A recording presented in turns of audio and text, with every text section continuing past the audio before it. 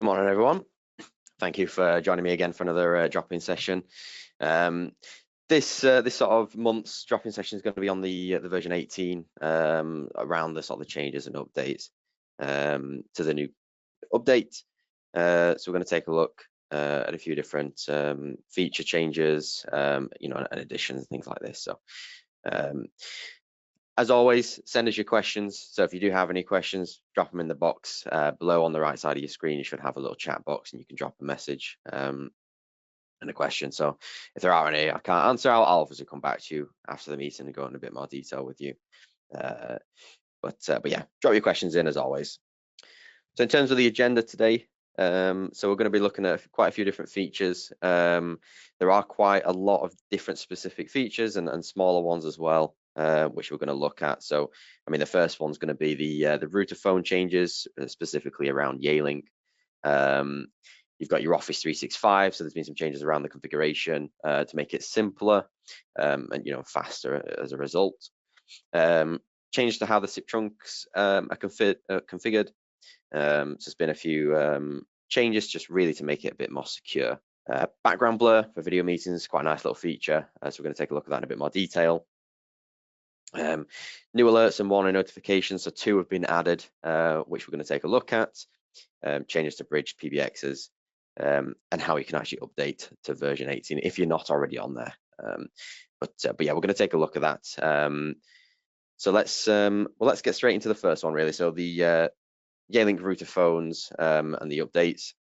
So quite a simple change really. Essentially the T4 series is now being added as a router phone. Of course, it's a very popular series, and there's thousands of these phones already out in the field in current 3CX installations. So this is really nice change and update to not so you don't have to upgrade the whole system or the whole phones. If you need to change now to use the SBC, and really it's just a case of updating the firmware, enable the functionality. Of course, no additional cost, and you're just avoiding the need to upgrade to a new phone. So you can find these, or you can find a full list of the supported phones on 3CX's website at 3cx.com/SIP-phones.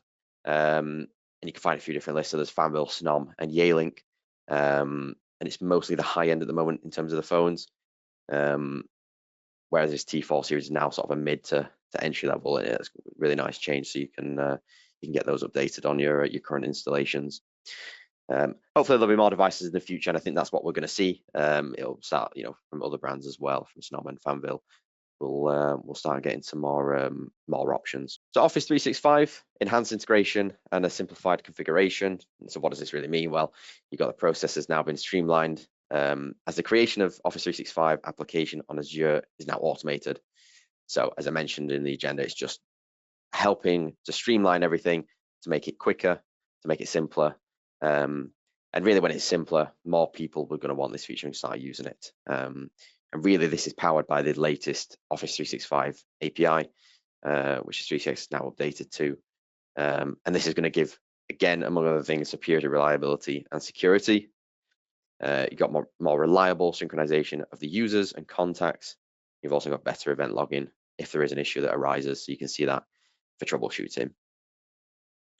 So yeah, all powered by the latest API. So there's an update more in the back end. So if it's already updated, if you've already got Office 365 integrated, then not to worry really. The changes to how SIP trunks are configured, really around security. Essentially, the SIP trunks and system extensions are now going to be further locked down, depending on the user and how much sort of admin access you have. So the management of the system-wide extensions and SIP trunks can no longer be done by group owners or group admins, which really means if you have, let's say, a sales manager that can manage, their extension or their colleagues. Really, this is now limiting that kind of group manager or admin from changing the SIP trunk details. So now it has to be a system admin or a system owner rather than a group one. So really just adding, improving security. Yeah, a really good change overall, because really, I mean, group owners shouldn't really be needing to change these anyway. Okay, so moving on to background blur. It's quite a nice feature, quite a simple one, but it really does make a difference with video calls. Of course, you can see here we've got next to the Start Now button, we've got a little essentially tick box, I guess, so you can enable the background blurring. And obviously, this is prior to the meeting start, so you can turn that on before it starts. I've been using this feature for a little bit now, and it's been really, really nice. There's not really any issues with that I found with it. And you can change this from within the meeting as well. So if you do forget to change it before you jump in, again on the right here, you just go to your options within the meeting. You can just select the background blurring on. So it's going to give you more privacy. If you're working from home, you don't want to have to tidy up what's behind you and things like this. It can be really nice to just stick the blur on, and you don't have to worry about that. And as well, if you're out and about, let's say you're working from a train, you have to jump on a meeting, just giving you less sort of more privacy, which is really nice. So in terms of the new alerts and warnings, so there's 2 that have been added. So we've got the 2 here, so product registration errors, and then assigning system owner rights to an extension. Essentially, so there's going to be a pop-up notification in the web client for all users when incorrectly registered a 4SC free subscription. Really, this means, and it's a change that was made quite a few months ago, so I think it was actually back in March, sort of February time. Essentially, all for the free key, so there was a 4SC free subscriptions must be registered with a unique email address, and it's 1 per company. So you can't have multiple ProView.co.uk emails assigned to multiple systems, or at least to the free key, because it's just 1 per company. And the number of free subscriptions depends on the amount of, or what sort of partner status you are. So you can have more and more free keys depending on if you're a bronze, silver or gold.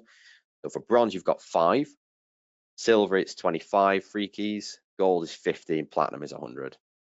So the higher level you are, the more you're going to have. Then assigning system owner rights to an extension group. So the second warning alerts existing users about the need to assign system admin owner privileges to an extension. So if one's not already set up correctly, basically. So bridge PBXs, so a little change on this and how they now must have a valid FQDN. So for example, we've got here office2.provie.com rather than an IP address.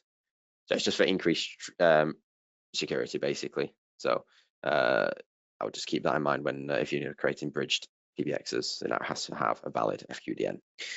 And then in terms of how to actually update, if you've already got your automatic updates enabled, changes already should be live for the most part. There are, as we can see here, but there is another update that we had to do.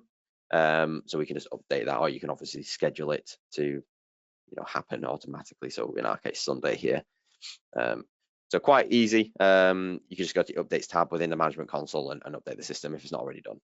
So I know some people don't have it automatically set, so just keep in mind that you might be out of date now. So there are many more features that have been included that we're not sort of going to cover fully, partly because they're only small sort of changes. But so you've got the ability to turn off the RPS, turn off the RPS for on-premise installs. You've got name changes from 3CX Startup to 3CX SMB. Really, this is kind of separate from the V18 update, but I thought it was worth mentioning because it was typically known as a startup license, and now it's SMB for small medium business.